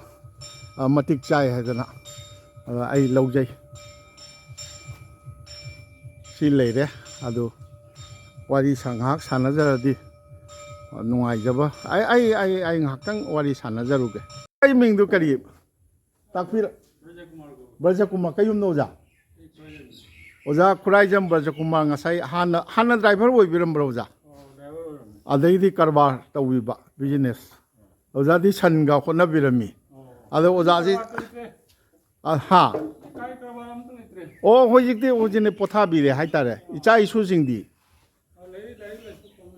ꯇꯝꯕꯤ ꯊꯕꯛ ꯏꯪꯈꯥꯡ ꯇꯧꯕ ꯌꯥꯎꯗ꯭ꯔꯤꯕ꯭ꯔꯣ ꯑꯗꯨꯕꯨ ꯑꯣꯖꯥꯒꯤ ꯌꯨꯝꯁꯤ ꯌꯥꯝꯅ ꯅꯨꯡꯉꯥꯏꯅ ꯂꯩꯕꯤꯔꯝꯈ꯭ರೆ ꯁꯤꯗꯩꯁꯤꯗ ꯕꯥꯎꯂꯤ ꯑꯩꯈꯣꯏꯒꯤ ꯕꯥꯎꯂꯤ ꯃꯩꯇꯩ ꯈꯨꯡꯒꯪ ꯀꯁꯥꯔꯒꯤ ꯕꯣꯟ ꯇꯔꯥꯄꯨꯔꯒꯤ ꯗꯒꯤ ꯀꯤꯂꯣꯃꯤꯇꯔ ꯑꯩꯈꯣꯏ ꯑꯃ ꯐꯥꯗꯅ ꯂꯧꯕꯨꯛ ꯂꯝꯍꯥꯡꯗ ꯊꯣꯛꯅ ꯑꯩꯈꯣꯏ ꯆꯠꯊꯣꯛꯂꯛꯑꯒ ꯂꯩꯕ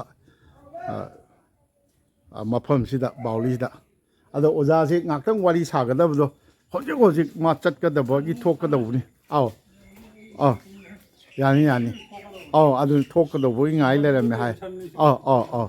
ꯑꯣꯖꯥ ꯅꯨꯡꯉꯥꯏꯖꯩ ꯑꯣꯖꯥ ꯑꯣꯖꯥ ꯍꯧꯖꯤꯛꯀꯤ ꯕꯤꯜꯗꯤꯡꯗꯨꯗꯒꯤ ꯊꯣꯛꯆꯔꯛꯄꯗ ꯑꯣꯖꯥ ꯕꯁꯟꯇ ꯃꯥꯒꯤ ꯄꯨꯖꯥꯒꯤ ꯑꯩꯈꯣꯏ ꯏꯔꯥꯠ ꯊꯧꯅꯤꯒꯤ ꯏꯕꯨꯙꯧ ꯅꯣꯡꯄꯣꯛ ꯅꯤꯡꯊꯧꯒꯤ ꯏꯔꯥꯠ ꯊꯧꯅꯤꯒꯤ ꯑꯩꯈꯣꯏꯒꯤ ꯄꯨꯛꯅꯤꯡ ꯂꯨꯞꯇꯅ ꯁꯔꯤꯛ ꯈꯤꯟꯕꯤꯗꯅ ꯂꯩꯕꯤꯔꯝꯃꯤ ꯑꯇꯩ ꯃꯝꯁꯤꯜꯂꯛꯀꯗꯧꯔꯦ ꯑꯗꯣ ꯈꯨꯟꯗꯣꯟ ꯐꯥꯎꯕꯗꯪ ꯆꯠꯆꯔꯒ ꯈꯨꯟꯁꯤꯒꯤ ꯌꯦꯡꯕꯗ ꯑꯗꯨꯝ ꯈꯪꯖꯔꯦ ꯑꯩꯈꯣꯏꯒꯤ ꯕꯥꯎꯂꯤ ꯍꯥꯏꯔꯤꯕ ꯀꯝꯄꯦꯛ ꯑꯣꯏꯅ ꯃꯩꯇꯩ ꯌꯨꯝ 90 ꯇꯔꯛ ꯊꯪꯅꯕꯗ ꯑꯩꯈꯣꯏ ꯍꯤꯟꯗꯨꯁꯇꯥꯅꯤ ꯍꯥꯏꯕꯗꯤ ꯑꯩꯈꯣꯏꯒꯤ ꯃꯔꯨ ꯑꯣꯏꯅ ꯕꯒꯥꯟꯗꯒꯤ ꯊꯣꯛꯂꯛꯄ ꯑꯩꯈꯣꯏꯒꯤ ꯚꯣꯖꯄꯨꯔꯤꯒꯨꯝꯕ ꯉꯥꯡꯕ ꯌꯨ ꯄꯤ ꯕꯤꯍꯥꯔꯒꯤ ꯃꯣꯏ ꯍꯤꯟꯗꯨꯁꯇꯥꯅꯤ ꯍꯥꯏꯔꯒ ꯈꯪꯅꯕ ꯌꯨ ꯄꯤ ꯕꯤꯍꯥꯔꯔꯣꯝꯒꯤ ꯃꯤꯁꯤꯡ ꯁꯤꯁꯨ ꯃꯩꯇꯩꯒꯤ ꯌꯨꯝꯅꯤ ꯌꯥꯝ ꯐꯖꯅ ꯅꯨꯡꯉꯥꯏ ꯌꯥꯏꯐꯅ ꯂꯩꯕ ꯑꯗꯨꯝꯕꯅ ꯇꯧꯕ ꯊꯦꯡꯅꯖꯩ ꯂꯣꯏꯅꯃꯛ ꯂꯣꯏꯔꯦ ꯈꯨꯟꯇꯣꯟꯁꯨ ꯌꯧꯁꯤꯜꯂꯛꯀꯗꯣꯔꯦ ꯌꯨꯝ 90 ꯈꯛꯇꯅꯤꯅ ꯅꯥꯛ ꯌꯦꯠ ꯑꯩꯈꯣꯏꯒꯤ ꯕꯣꯟ ꯇꯔꯥꯄꯨꯔꯗꯒꯤ ꯀꯤꯂꯣꯃꯤꯇꯔ ꯑꯃꯔꯣꯝ ꯂꯧꯕꯨꯛ ꯂꯝꯍꯥꯡ ꯑꯅꯤꯒꯤ ꯃꯔꯛꯇ ꯐꯥꯎꯅ ꯂꯥꯛꯄ ꯂꯝꯕꯤꯗ ꯂꯥꯛꯑꯦ ꯑꯗꯨꯒ ꯊꯦꯡꯅꯕ ꯕꯥꯎꯂꯤ ꯍꯥꯏꯔꯤꯕ ꯃꯩꯇꯩ ꯈꯨꯡꯒꯪꯅꯤ ꯇꯔꯛ ꯂꯩꯕ ꯑꯗꯨꯒ ꯑꯩꯈꯣꯏꯒꯤ ꯅꯣꯡꯆꯨꯞ ꯂꯣꯝꯗ ꯅꯠꯇ꯭ꯔꯥ ꯀꯕꯨꯏꯁꯤꯡ ꯂꯩ ꯍꯥꯏꯗꯣ ꯀꯕꯨꯏꯁꯤꯡ ꯂꯩ ꯑꯗꯨ ꯅꯣꯡꯆꯨꯞꯇꯅꯦꯕ ꯀꯕꯨꯏꯁꯤꯡ ꯂꯩꯕ ꯑꯗꯨꯒ ꯅꯣꯡꯄꯣꯛ ꯂꯣꯝꯗꯅ ꯑꯩꯈꯣꯏꯒꯤ ꯍꯤꯟꯗꯨꯁꯇꯥꯅꯤꯁꯤꯡ ꯈꯔ ꯂꯩꯕ ꯑꯗꯨꯒ ꯑꯇꯩ ꯇꯥꯝꯃꯕ ꯃꯃꯥꯡꯗ ꯎꯈ꯭ꯔꯤꯕꯁꯤꯗ ꯑꯩꯈꯣꯏ ꯊꯣꯛꯆꯒꯅꯤ ꯗꯔꯝ ꯍꯥꯏꯔꯤꯕ ꯃꯐꯝ ꯀꯨꯆꯨ ꯗꯔꯝ ꯍꯥꯏꯅ ꯀꯩꯊꯦꯜ ꯃꯆꯥ ꯑꯃ ꯂꯩ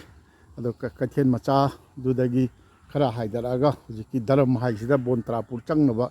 ꯂꯝꯕꯤ ꯂꯝꯈꯥꯏꯕꯅꯤ ꯑꯅꯤ ꯂꯩ ꯑꯃꯅ ꯍꯣꯔꯤꯅꯥ ꯍꯥꯏꯕ ꯃꯐꯝꯗꯨꯗꯤ ꯌꯧꯕ ꯉꯝꯖꯒꯗꯕ ꯃꯥꯟꯗ꯭ꯔꯦ ꯊꯦꯡꯖꯤꯜꯂꯛꯑꯦ ꯌꯥꯝꯗ꯭ꯔꯕꯗ ꯗꯔꯝ ꯐꯥꯎꯗꯤ ꯆꯠꯆꯔꯒ ꯗꯔꯝꯁꯤꯗꯁꯨ ꯗꯔꯝꯒꯤ ꯂꯝꯈꯥꯏ ꯍꯥꯏꯖꯤꯜꯂꯛꯄꯁꯨ ꯌꯥꯝ ꯅꯨꯡꯁꯤꯅ ꯑꯩꯈꯣꯏꯒꯤ ꯕꯪꯒꯥꯂꯤꯁꯤꯡꯒꯤꯒ ꯌꯥꯟꯅꯅ ꯑꯩꯈꯣꯏꯒꯤ ꯃꯩꯇꯩ ꯌꯨꯝ 10 ꯌꯥꯝ ꯅꯨꯡꯁꯤꯅ ꯂꯩ ꯑꯗꯨꯅ ꯁꯤ ꯃꯩꯇꯩꯒꯤ ꯌꯨꯝꯁꯤꯡꯁꯦ ꯌꯥꯝ ꯅꯨꯡꯉꯥꯏ ꯌꯥꯏꯐꯅ ꯃꯁꯤꯗꯅꯤ ꯑꯩꯈꯣꯏꯅ ꯆꯥꯎꯊꯣꯛꯇꯣꯏꯁꯦ ꯏꯟꯗꯣꯟ ꯑꯃ ꯂꯩ ꯏꯟꯗꯣꯟ ꯑꯃ ꯑꯩ ꯑꯃꯨꯛꯇ ꯎꯅꯖꯒꯦ ꯏꯟꯗꯣꯟ ꯀꯩꯌꯨꯝꯅꯣ ꯁꯤꯕꯣ ꯑꯣ ꯑꯩ ꯃꯅꯤꯄꯨꯔꯒꯤꯅꯦ ꯑꯣ ꯏꯟꯗꯣꯟ ꯍꯣꯏꯒꯤꯁꯤ ꯀꯩꯌꯨꯝꯅꯣꯕ ꯀꯔꯤ ꯄꯦꯕꯝꯂꯣ ꯄꯦꯕꯝꯗꯤ ꯀꯌꯥꯝ ꯂꯩ ꯁꯤꯗ ꯑꯣ ꯏꯟꯗꯣꯟꯗꯤ ꯆꯍꯤ ꯀꯌꯥ ꯁꯨꯕꯤꯔꯥ ꯀꯌꯥꯝ ꯁꯨꯔꯦ ꯃꯔꯐꯨ ꯍꯦꯜꯂꯕꯣ ꯐꯩ ꯐꯩ ꯏꯆꯥꯁꯤꯡꯗꯤ ꯑꯃꯈꯛ ꯂꯩꯔꯤꯌꯥ ꯄꯦꯕꯝ ꯉꯥꯛꯇꯔꯣ ꯁꯤꯗ ꯌꯨꯝ ꯀꯌꯥꯅꯣ ꯄꯦꯕꯝ ꯂꯩꯁꯦ ꯏꯟꯗꯣꯟ ꯑꯍꯨꯝ ꯈꯛꯇꯅꯦꯕ ꯑꯣ ꯁꯨꯝ ꯆꯠꯂꯒ ꯁꯨꯝ ꯑꯩꯗꯤ ꯔꯦꯀꯣꯔꯠ ꯁꯨꯝ ꯇꯧꯖꯔꯤꯃꯤ ꯁꯤ ꯅꯥꯀꯟꯒꯤꯁꯤꯅ ꯀꯩꯌꯨꯝ ꯑꯣꯏꯗꯣꯏꯅꯣ ꯐꯂꯥꯡꯕꯝ ꯑꯣ ꯑꯩꯗꯤ ꯏꯝꯐꯥꯜꯒꯤꯅꯤ ꯀꯗꯥꯏꯗ ꯂꯩꯕ ꯑꯣ ꯕꯣꯟ ꯇꯔꯥꯄꯨꯔꯗ ꯕꯣꯟ ꯇꯔꯥꯄꯨꯔ ꯍꯧꯔꯨꯡꯕꯝꯒꯤꯗ ꯑꯣꯖꯥ ꯑꯣꯃꯣꯔ ꯈꯪꯕꯤꯗꯅ ꯑꯃꯨꯔ ꯍꯣꯏꯒꯤꯗ ꯀꯔꯤ ꯍꯩꯅꯣ ꯁꯤꯕꯣ ꯍꯩꯖꯥꯡꯂꯣ ꯆꯥꯃꯤꯜ ꯍꯥꯏꯕꯗꯨ ꯆꯥꯃꯤꯜ ꯀꯩꯗꯤ ꯈꯪꯗꯦ ꯍꯩꯖꯥꯡꯗꯤ ꯃꯥꯜꯂꯦ ꯑꯣ ꯎꯆꯦꯛꯅ ꯆꯥꯊꯣꯛꯑꯝꯃꯤ ꯑꯣ ꯁꯟꯗ ꯄꯤꯖꯒꯦ ꯑꯣ ꯁꯟꯗ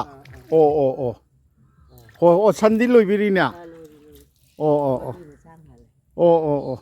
ꯀꯅꯥꯅ ꯍꯣꯠꯅꯕꯤꯔꯤꯕ ꯈꯨꯔꯥꯗꯤ ꯂꯩꯔꯤꯕ꯭ꯔꯣ ꯂꯩꯇ꯭ꯔꯦ ꯏꯆꯥ ꯀꯌꯥ ꯂꯩꯅꯣ ꯍꯧꯖꯤꯛ ꯂꯩꯔꯤꯕ ꯑꯁꯤꯒ ꯑꯃꯈꯛꯇꯪꯅꯤ ꯃꯄꯥꯗ ꯑꯅꯤꯃ ꯊꯕꯛ ꯇꯧꯔꯤꯕ ꯃꯥꯏ ꯍꯤꯡꯅꯕ ꯆꯠꯅꯈ꯭ꯔꯦ ꯍꯣꯏꯅꯦ ꯍꯤꯡꯅꯕ ꯊꯕꯛ ꯇꯧꯋꯦꯅꯦ ꯍꯣꯏꯅꯦ ꯑꯗꯨꯅꯤꯅ ꯃꯆꯥ ꯃꯁꯨ ꯀꯨꯝꯄꯦꯅꯤ ꯀꯔꯤ ꯀꯥꯗꯨ ꯍꯣꯏ ꯂꯧꯁꯤꯡꯁꯨ ꯂꯩꯔꯤ ꯅꯠꯇ꯭ꯔꯣ ꯈꯖꯤꯛ ꯈꯔꯥꯛꯇꯅꯤ ꯍꯣꯏꯅꯦ ꯈꯖꯤꯛ ꯈꯔꯥꯛ ꯂꯩꯔꯁꯨ ꯍꯣꯏꯅꯦ ꯑꯗꯨ ꯐꯔꯦꯅꯦ ꯑꯣ ꯏꯟꯗꯣꯟꯒꯤ ꯃꯤꯡꯗꯤ ꯑꯩꯒꯤ ꯃꯤꯡ ꯀꯩꯅꯣ ꯀꯧꯏ ꯀꯨꯟꯖꯦꯁꯣꯔꯤ ꯀꯔꯤ ꯂꯝ ꯅꯤꯉꯣꯅꯣ ꯁꯤꯒꯤꯅꯤ ꯁꯨꯝ ꯁꯤꯒꯤ ꯁꯨꯝ ꯕꯥꯎꯂꯤꯒꯤ ꯌꯥꯝ ꯅꯨꯡꯉꯥꯏꯔꯛꯄꯖꯥꯠꯅꯤꯅꯦ ꯑꯗꯨꯗꯤ ꯅꯨꯡꯉꯥꯏꯖꯩ ꯑꯃꯨꯛ ꯊꯣꯛꯆꯔꯨꯒꯦ ꯈꯨꯟꯗ ꯁꯨꯝ ꯆꯠꯆꯔꯨꯒꯦ ꯃꯊꯪ ꯌꯥꯝ ꯅꯨꯡꯉꯥꯏꯅ ꯑꯩꯈꯣꯏꯒꯤ ꯈꯨꯟꯒꯤ ꯈꯨꯟꯗꯣꯟꯁꯨ ꯌꯧꯁꯤꯜꯂꯛꯑꯦ ꯑꯗꯒꯤ ꯃꯝꯁꯨ ꯃꯝꯁꯤꯜꯂꯛꯑꯦ ꯌꯥꯝꯅ ꯕꯥꯎꯂꯤ ꯑꯩꯈꯣꯏꯅ ꯒ꯭ꯋꯥꯂꯤꯅ ꯑꯩꯗꯤ ꯒ꯭ꯋꯥꯂꯤꯅ ꯉꯁꯤꯐꯥꯎ ꯂꯩꯖꯔꯝꯕꯅꯤ ꯑꯗꯨ ꯕꯥꯎꯂꯤ ꯍꯥꯏꯗꯅ ꯁꯤꯗꯁꯨ ꯌꯥꯝꯅ ꯐꯖꯅ ꯌꯦꯡꯕꯤꯌꯨ ꯒꯦꯠꯁꯤꯃꯛꯇ ꯑꯗꯨꯝ ꯌꯦꯡꯕꯤꯔꯣ ꯌꯨꯝꯂꯩ ꯀꯩꯔꯩꯁꯤ ꯊꯥꯛꯁꯤ ꯌꯥꯝꯅ ꯋꯥꯡꯅ ꯂꯣꯏꯅꯃꯛ ꯀꯩꯅꯣ ꯑꯣꯏꯅ ꯂꯩ ꯑꯗꯨꯒ ꯁ꯭ꯀꯨꯜꯒꯤꯗꯤ ꯕꯣꯟ ꯇꯔꯥꯄꯨꯔꯗ ꯀꯔꯤꯗ ꯆꯠꯂꯦ ꯍꯥꯏꯗꯣ ꯑꯉꯥꯡꯁꯤꯡꯒꯤ ꯁ꯭ꯀꯨꯜ ꯑꯃ ꯃꯄꯥꯟꯗ ꯈꯔ ꯅꯛꯅ ꯂꯩ ꯃꯥꯅꯦ ꯑꯗꯣ ꯌꯥꯝ ꯐꯖꯅ ꯂꯝꯁꯨ ꯌꯥꯝ ꯃꯔꯥꯡ ꯀꯥꯏꯅ ꯁꯤꯗ ꯑꯩꯈꯣꯏꯒꯤ ꯑꯆꯧꯕ ꯂꯝꯄꯥꯛ ꯑꯃꯁꯨ ꯂꯩ ꯕꯥꯎꯂꯤꯁꯤꯒꯤ ꯑꯣꯏꯅ ꯑꯗꯣ ꯂꯥꯏꯁꯪ ꯃꯆꯥ ꯑꯃꯁꯨ ꯂꯩ ꯁꯤꯗꯩꯁꯤꯗ ꯃꯁꯤꯅ ꯀꯔꯤꯒꯤ ꯃꯟꯗꯤꯔ ꯑꯣꯏꯅ ꯀꯠꯄꯤꯔꯤꯕꯅꯣ ꯃꯁꯤꯁꯨ ꯃꯩꯇꯩꯒꯤ ꯑꯩꯈꯣꯏꯒꯤ ꯃꯩꯇꯩꯒꯤ ꯑꯣꯏꯕ ꯏꯕꯨꯙꯧ ꯑꯃ ꯅꯠꯇ꯭ꯔꯒ ꯑꯃꯒꯤ ꯀꯩꯅꯣ ꯃꯥꯜꯂꯤ ꯂꯥꯏꯁꯪ ꯏꯕꯦꯝꯃ ꯀꯔꯤ ꯂꯥꯏꯁꯪꯅꯣ ꯁꯤꯕꯣ ꯄꯥꯈꯪ ꯏꯕꯨꯙꯧ ꯄꯥꯈꯪꯕꯗ ꯂꯥꯠꯂꯤꯁꯦ ꯅꯨꯡꯇꯤ ꯏꯕꯦꯝꯃ ꯍꯣꯏꯗꯤ ꯀꯩꯌꯨꯝꯅꯣ ꯈꯨꯟꯗ꯭ꯔꯥꯛꯄꯝ ꯅꯨꯡꯇꯤꯒꯤ ꯑꯌꯨꯛ ꯅꯨꯡꯊꯤꯟ ꯁꯦꯕꯥ ꯊꯧꯒꯜ ꯇꯧꯔꯤꯔꯥ ꯑꯣ ꯏꯕꯦꯝꯃ ꯍꯣꯏꯒꯤ ꯌꯨꯝꯗ ꯃꯅꯨꯡ ꯆꯪꯉꯒ ꯁꯤ ꯊꯣꯡꯒꯥꯟꯁꯤ ꯌꯦꯡꯕꯤꯌꯨ ꯌꯨꯝꯒꯤ ꯊꯣꯡꯒꯥꯟꯁꯤ ꯀꯌꯥꯝ ꯁꯥꯡꯅ ꯆꯪꯈ꯭ꯔꯕꯅꯣ ꯃꯁꯤꯅ ꯆꯥꯎꯔꯝꯒꯗꯕ ꯀꯩꯅꯣꯁꯤ ꯌꯦꯡꯕꯤꯌꯨ ꯑꯩ ꯏꯕꯦꯝꯃ ꯃꯤꯡꯗꯪꯗꯤ ꯈꯪꯅꯤꯡꯉꯤ ꯀꯔꯤ ꯀꯧꯏ ꯔꯤꯅꯥ ꯏꯄꯥꯝꯗꯤ ꯀꯥꯏꯗꯩꯅꯣ ꯀꯃꯔꯪꯒꯥ ꯍꯥꯏꯔꯤꯕ ꯀꯩꯅꯣꯗꯨꯗꯒꯤꯅꯤ ꯑꯩꯈꯣꯏꯒꯤ ꯃꯩꯇꯩ ꯂꯩꯕ ꯃꯐꯝꯗꯨꯗꯒꯤꯅꯤ ꯑꯩꯈꯣꯏꯒꯤ ꯏꯝꯐꯥꯜꯗꯒꯤ ꯖꯤꯔꯤꯕꯥꯝ ꯂꯣꯝꯗꯒꯤ ꯁꯤꯜꯆꯔ ꯆꯠꯈꯤꯕ ꯂꯝꯕꯤꯗ ꯄꯩꯂꯥꯄꯨꯜꯗꯒꯤ ꯍꯥꯏꯖꯤꯟꯕ꯭ꯔꯥ ꯀꯩꯅꯣꯝ ꯇꯧꯗꯥꯏ ꯑꯗꯨ ꯍꯥꯏꯖꯤꯜꯂꯒꯅꯦ ꯑꯗꯣ ꯏꯕꯦꯝꯃꯁꯦ ꯍꯧꯖꯤꯛ ꯃꯥꯒꯤ ꯃꯇꯝꯁꯤꯗꯩꯁꯤꯗ ꯏꯕꯨꯙꯧ ꯄꯥꯈꯪꯕꯒꯤ ꯊꯧꯒꯜ ꯇꯧꯖꯅꯕ ꯊꯣꯛꯆꯔꯛꯄꯁꯤꯗ ꯑꯩ ꯗꯤꯁꯇꯔꯕ ꯇꯧꯖꯔꯔꯣꯏꯒꯦ ꯏꯕꯦꯝꯃ ꯍꯣꯏꯒꯤ ꯊꯣꯡꯒꯥꯟꯁꯤ ꯌꯥꯝꯅ ꯁꯥꯡꯈ꯭ꯔꯦ ꯑꯗꯣ ꯍꯤꯡꯒꯣꯜꯁꯤ ꯌꯥꯝ ꯆꯥꯎꯈ꯭ꯔꯦ ꯑꯗꯨꯒ ꯍꯤꯡꯒꯣꯜꯒꯤ ꯃꯇꯣꯟꯗ ꯂꯩꯔꯤꯕ ꯏꯕꯨꯙꯧ ꯄꯥꯈꯪꯕꯒꯤ ꯑꯩꯈꯣꯏꯒꯤ ꯂꯥꯏꯁꯪꯁꯤꯗꯩꯁꯤꯗ ꯃꯥꯅ ꯅꯨꯃꯤꯗꯥꯡ ꯋꯥꯏꯔꯝꯒꯤ ꯊꯧꯒꯜ ꯇꯧꯖꯔꯦ ꯑꯩ ꯗꯤꯁꯇꯔꯕ ꯇꯧꯖꯔꯔꯣꯏꯒꯦ ꯁꯨꯃꯥꯏꯅ ꯇꯧꯗꯅ ꯀꯃꯔꯪꯒꯥꯒꯤ ꯀꯩꯅꯣꯁꯦ ꯄ꯭ꯔꯤꯊꯤꯕꯤꯔꯥꯖ ꯒꯥꯔꯤ ꯊꯧꯗꯣꯔꯛꯑꯣ ꯊꯣꯛꯑꯁꯦ ꯗꯔꯝꯐꯥꯎꯗꯪꯗꯤ ꯌꯧꯔꯨꯁꯤ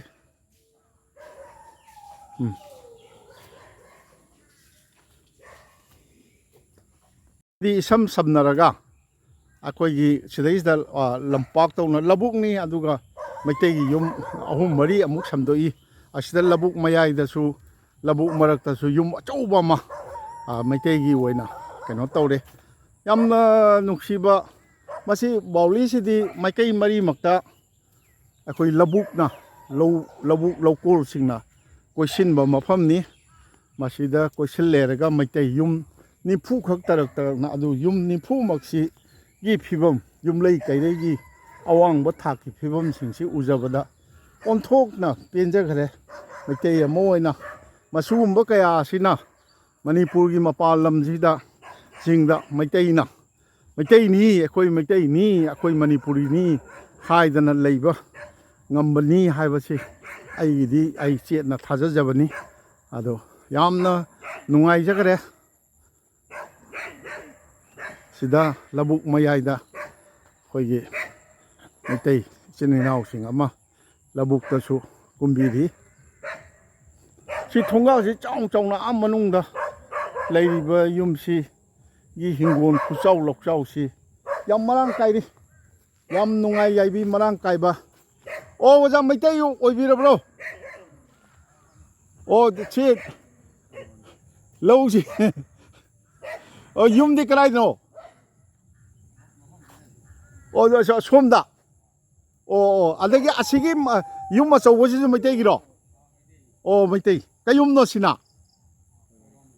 ꯀꯔꯤ ꯊꯕꯛ ꯏꯪꯈꯥꯡ ꯇꯧꯕꯅꯣ ꯃꯁꯤꯅ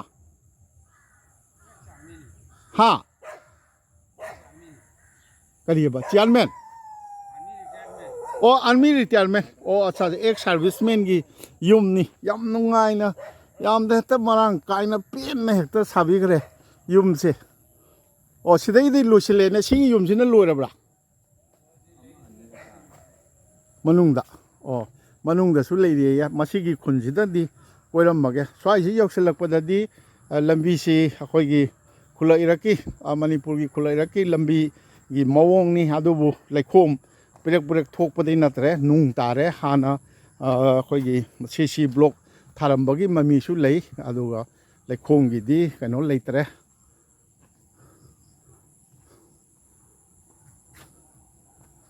ꯑꯩꯈꯣꯏꯒꯤ ꯁ꯭ꯋꯥꯏꯒꯤ ꯂꯧꯕꯨꯛꯁꯤꯕꯨ ꯉꯥꯒꯗꯤ ꯐꯥꯗ꯭ꯔꯕ꯭ꯔꯣ ꯐꯥꯕ꯭ꯔꯥ ꯃꯅꯤꯡ ꯂꯧꯕꯨꯛ ꯂꯣꯝꯗ ꯐꯥꯕ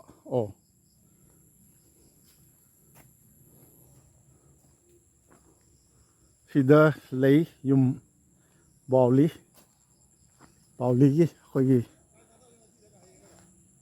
ꯑꯦꯛꯁ ꯑꯥꯔꯃꯤ ꯃꯦꯟ ꯑꯃꯒꯤ ꯑꯦꯛꯁ ꯁꯥꯔꯚꯤꯁꯃꯦꯟ ꯑꯃꯒꯤ ꯌꯨꯝꯅꯤ ꯍꯥꯏꯌꯦ ꯀꯩꯅꯣ ꯇꯧꯖꯔꯒꯦ ꯕꯣꯏ ꯉꯥꯈꯣꯍꯦ ꯅꯨꯄꯥ ꯃꯆꯥ ꯑꯃ ꯊꯦꯡꯅꯩ ꯃꯥ ꯋꯥꯔꯤ ꯅꯪ ꯅꯃꯤꯡ ꯀꯔꯤ ꯀꯧꯕ ꯖꯣꯏꯆꯟꯗ꯭ꯔ ꯁꯤꯡꯍ ꯀꯩ ꯌꯨꯝꯅꯣ ꯁꯥꯒꯩ ꯌꯨꯝꯅꯥꯛ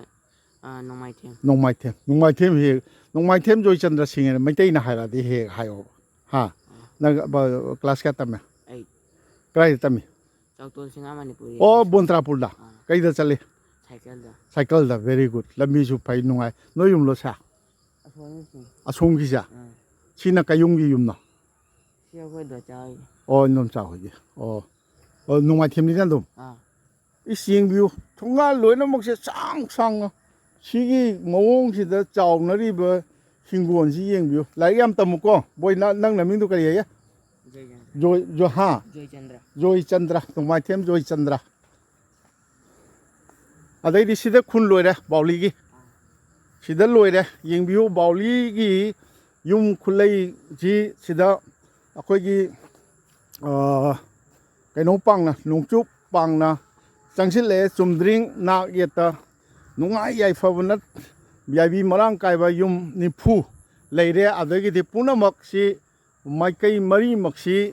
labukna koisilibani labukna koisilli haraga akoi leibani aduga asomda thangnabada asomgi thangnabasi aduna di si nongpo oita gadi makharom thangbada akoi gi kabui khul rongmai gi khundu ai changjading bani ai ngaktang changjaba yabra yengjage aduga asige boy Joychandra asige kainose yengbiyo akoi swaida angang nupa mchasingda kawbada aiga haina khumba yamna nungsiba mana so aiga haina khumai Joychandra utho asige mangda lerisi kanagi yumno mayang si karamba mayang no Hindustani haidura Bengali ra Bengali. O Bengali singi asi labuk lamhang khallagani marakta punna leiba nate masi yam nungsigre masi chaurangna meter chani mu lapnaba mafamda Bengali sing leigre akoi yamdrabada mayamda daram haibadu baudangdi tokcharaga utchage ngasigi bauligi matangsidi akoi khundon ama bawwa nongpo khundondagi nongchup khundon bawwa lakchare loinamak yung kaisi yam nungai yaifana leire olokpada inausing ama thengnare sipayusa wari ngak saje na ming kari ai Shyam Kumar ko je Shyam Kumar si kayumno ai ningom ni da ningom Shyam Kumar lai su kari thabeng hang lai su kayam so de second year pass tawra ga dum lai ra business macha machu taw business ti tawri low singju bari uram do mal laudi ujade mayang dum hoi hi hoi ne swai da low ba hai maitai na di labu kumpo de khangina ha yum manak ta ga leiba uje oja ama sidai se kumami adudi mayum manaki nina sum ka yengba lai oi ne ba thabak su di mayang jing suri ne ba bauli sida yumthong nipu di le nipu manga nipu manga da jangai ni waina dum adu mi si chawrak na kaya ne na pa ge noi mi se mapan da lagi bu myam jaw re nate punna hoina sigi oina kaya ha ge dum chani mu hilam gadra adu kanu lekai gi naharon jing gi club ka leitro club se hanan di le ram me odo ji naharon sin ju mapan da thona gi ni na club se mo ngam cha cha dre club amadi leibam thoina bali youth club anya le ram me ba ado gam khoi nau na sengot pa ye ma haina ri ba khoi sem siana kanu di mana chathok sa singi di sida kuchu daram leire Bontrapur su lambi bari nungai re ko thong kari mamangai natre adu awara pa leitre ba even lying bagi ju silchar tana chatpai si problem natre ba adu club nunga di khara leibo dar mathau tai tadro adegi kanu di akoi gi Mera pai bi ga di leitro mana pai bisu lei ado ji kinam itau tau rai di ji lei budi lei ba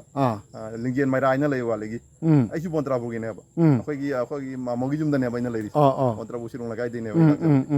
ado moi hana lei ram ya ne mera pai linggen mai rai na lei ne hai ado hoji ti lei budi lei ado moi thok na de ai tare odo darkar leita ba hai tare andaki akoi Manipur irang sida swagi kanu singka di kari karmaina akhoi dum donation hapsa gi donation hap dum donation khai ois nungai re adu mamjile pungai am tangi matam phangaga di yam nungai dawni yam nungai na yung khuding mak chaba thakpa wana dana yam nungai na naharol yu lem na leina de mana sarkari thabak mak phangdraga chu mapanda magi ngamna ba aduni na mi hai che mai ngamna na ba hona ba mapanda company da kari da sudna kari ina uming do hojiki du kari Shyam Kumar hai ba Shyam Kumar nungai je ada angthang ai YouTube ne Manindra Konsamena leibne angthang ying biu ado subscribe ka su tawbiro ai cham na sum tawjabani sini bauli gi kano se labuk lamhang na ikoi ko sile hai tare ko mamang da changmam du gi sorok tu paring du de ne ba aduga wangmada asongi kano se kari kabui khul leiri si kari mai kai hai tara si nongchup ta kabui ni kabui khun ji kayam chawge mo si dum khoi gwali gi mana dum bal mo ju mo no kitang chawe de mo khuno wa no so no mo lai gara khuno wa no mo lai ado mo ju mi atai ga mi ato mi to ko samna dabra adu yana di muslim di khara dum tare ꯑꯗꯨ ꯁꯝꯅꯕ꯭ꯔꯥꯕ ꯁꯨꯝ ꯁꯝꯅꯩ ꯍꯥꯏꯇꯥꯔꯦ ꯅꯣꯏꯒꯤꯗꯤ ꯕꯥꯎꯂꯤꯒꯤꯗꯤ ꯍꯧꯖꯤꯛꯐꯥꯎꯗꯤ ꯁꯝꯅꯗ꯭ꯔꯤꯑꯕ ꯑꯥ ꯅꯣꯏꯒꯤꯗꯤ ꯑꯁꯤꯁꯨ ꯂꯧꯕꯨꯛꯅ ꯈꯜꯂꯦꯕ ꯈꯜꯂꯤ ꯑꯩꯈꯣꯏ ꯀꯩꯅꯣ ꯐꯥꯎꯗꯪ ꯆꯠꯆꯔꯨꯒꯦꯀꯣ ꯑꯗꯨꯒ ꯑꯩ ꯂꯣꯏꯁꯤꯟꯒꯦ ꯑꯩ ꯍꯧꯖꯤꯛ ꯑꯩꯈꯣꯏꯒꯤ ꯕꯤꯅꯥ ꯀꯥꯟꯗꯤꯔꯣꯝꯗꯒꯤ ꯂꯥꯛꯄꯗ ꯀꯨꯆꯨꯗꯔꯝ ꯑꯩꯈꯣꯏꯒꯤ ꯁ꯭ꯋꯥꯙꯤꯟ ꯒꯥꯁꯇꯣꯂꯥ ꯑꯗꯒꯤ ꯁ꯭ꯋꯥꯙꯤꯟ ꯑꯗꯒꯤ ꯑꯩꯈꯣꯏꯒꯤ ꯀꯨꯆꯨꯗꯔꯝ ꯍꯥꯏꯔꯒ ꯗꯔꯝ ꯍꯥꯏꯁꯤ ꯌꯧꯔꯛꯑꯒ ꯑꯍꯥꯟꯕ ꯕꯣꯟꯇꯔꯥꯄꯨꯔ ꯆꯪꯕ ꯌꯥꯕ ꯂꯝꯈꯥꯏ ꯗꯔꯝ ꯍꯥꯏꯁꯤꯐꯥꯎ ꯆꯠꯆꯒꯦ ꯑꯗꯨꯒ ꯉꯁꯤꯒꯤ ꯃꯌꯥꯝꯗ ꯕꯥꯎꯂꯤ ꯁꯛ ꯇꯥꯛꯆꯕꯁꯤ ꯂꯣꯏꯁꯤꯟꯖꯒꯦ ꯏꯅꯥꯎ ꯁ꯭ꯌꯥꯝ ꯀꯨꯃꯥꯔ ꯑꯩ ꯅꯨꯡꯉꯥꯏꯖꯩ ꯑꯃꯨꯛ ꯁꯣꯏꯗꯅ ꯀꯩꯅꯣ ꯇꯧꯕꯤꯌꯨꯀꯣ ꯐꯔꯦ ꯐꯔꯦ